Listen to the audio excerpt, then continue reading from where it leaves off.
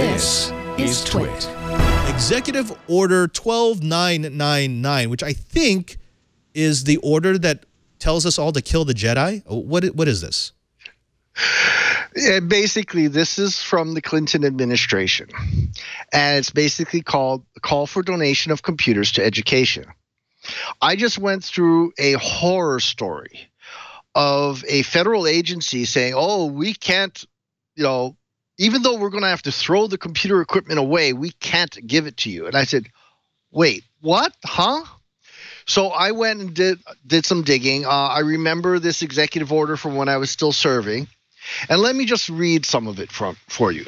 In order to ensure that American children have the skills they need to succeed in the information-intensive 21st century, the federal government is committed to working with the private sector to promote 4 major developments in American education: making modern computer technology an integral part of every classroom, providing teachers with the professional development they need to use new technologies effectively, connecting classrooms to the national information infrastructure, and encouraging the creation of excellent educational software. This executive order streamlines the transfer of excess and surplus federal computer equipment to our nation's classrooms and encourages federal employees to volunteer their time and expertise to assist teachers and to connect classrooms. I have actually personally been involved with this, and our Kansas City office of the General Services Administration actually scheduled an upgrade with another federal agency. As we were doing the upgrades, the GSA employees went and refurbished the computers, wiped the hard drives, put fresh operating systems on them, and helped build a computer network for an inner city school in Kansas. So what I'm trying to do is say, hey, there's dwindling budgets everywhere. The federal government has made it easy. In fact, if you look at the paperwork necessary to do a disposal, say through DRML if you're military, to properly dispose of the computing equipment, it's something like 4 or 5 sets of forms that you have to fill out. Whereas donating it to an educational institution is really only 1 set of forms. And especially if you're on the federal inventory management system, it's literally just click, click, click, click, click, and fill out a form. It's not hard. And the executive order does go and say, hey, don't give them junk.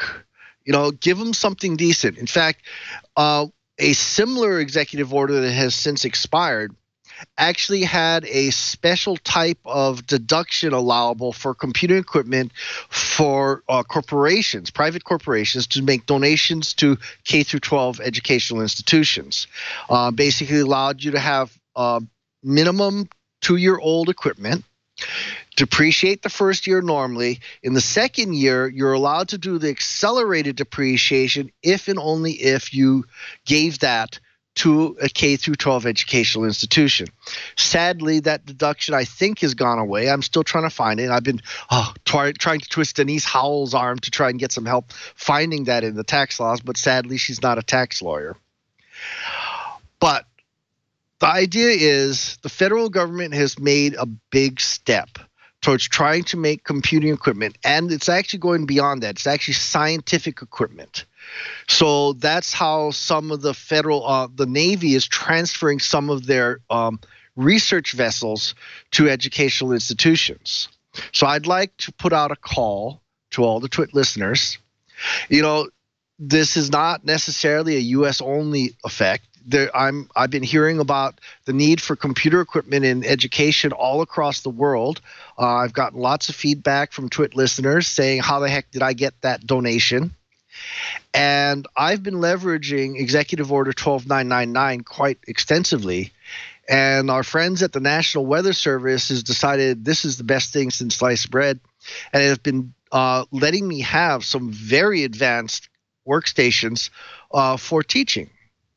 So I'd like to put out a call that corporations and federal agencies consider contacting some of the local schools. Contact the whatever the computer instructor is, or the IT person for the school, or the headmaster or principal, and see if you can help.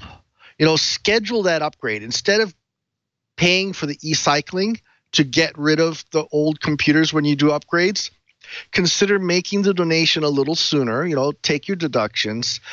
And while the equipment is still usable for education, make the donation and schedule it so that when you do the upgrade, have it trucked on over to a school that probably needs it.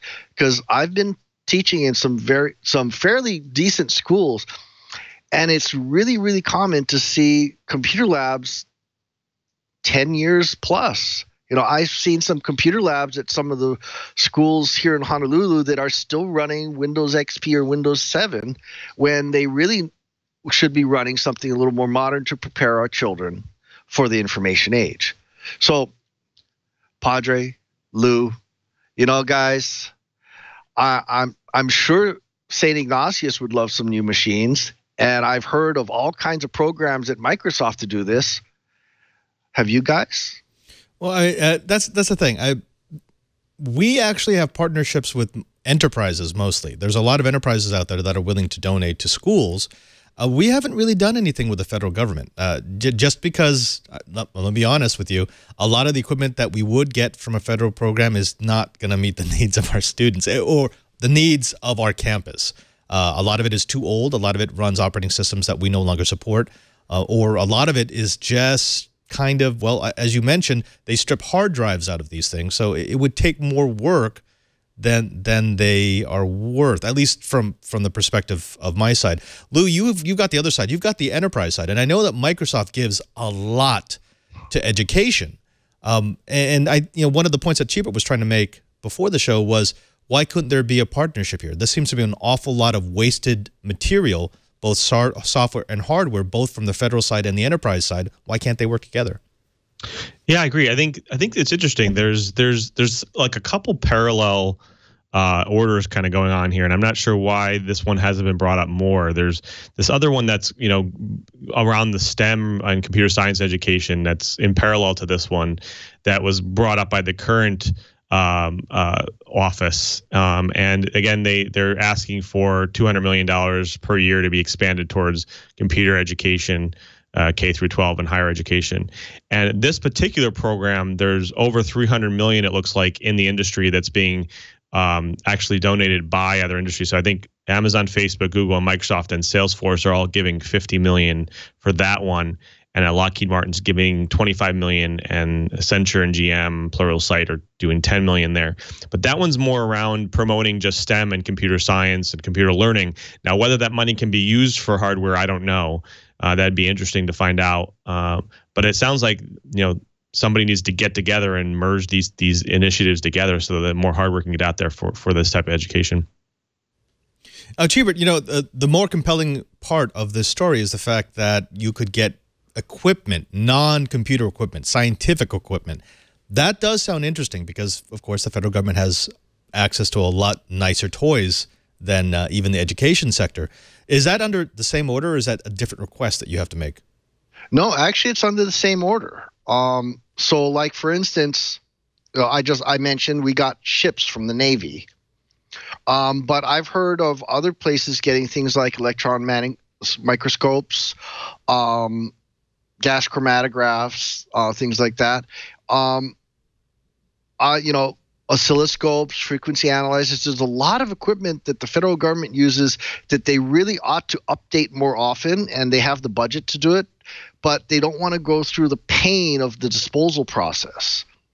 So what this executive order does for the federal agencies is it makes it politically correct to plan for the upgrades with the intent of being able to benefit education. Thank you, President Clinton. It's not necessarily what he'll be remembered for, but it's a good executive order. It's interesting because we actually, the schools that my order runs in the Bay Area, we do have agreements with some major enterprises in the Bay Area where we essentially get every year a huge consignment of very nice networking gear. And it's not obsolete. It's not 10 years old. It's typically 2 to 3 years old because at that point it goes off of its service contract. And in a large enterprise, they're never going to keep that. They're not going to keep a switch in a colo that will no longer be serviced by Cisco or Juniper or whoever they bought it from. So we get a very nice box that's no longer under a service contract, but we've got our own IT guys to take care of it, and that works out really well. That's the kind of synergy between the enterprise and education that I like, and that's why I like dealing with enterprises, because it's clockwork. I know they're always going to be replacing something that we will need. I don't see that with the federal government. Chibert, you said that some of these boxes are going to be pretty old, right? I mean, by the time they're ready to donate, because they don't have that life cycle management like I do in even a small to medium enterprise. Well, actually, quite a few federal agencies do have life cycle management. The stuff that I'm getting from the National Weather Service are on a 3-year cycle. And basically, when they're off the extended maintenance, that's when they start thinking about rolling them out, because they actually have done the numbers, and the cost of the labor to maintain them after that isn't worth it. So I'm getting, 3 max 4-year-old servers, switches, routers, and things like that are worth my time. And so very similar to what your order's getting. I just wish more federal agencies would do this. There's a lot of misinformation going around within the federal agencies, and very, very, very few of them know about this executive order that they could utilize, and they could use that as justification on why they want to roll equipment out before it starts getting expensive to maintain.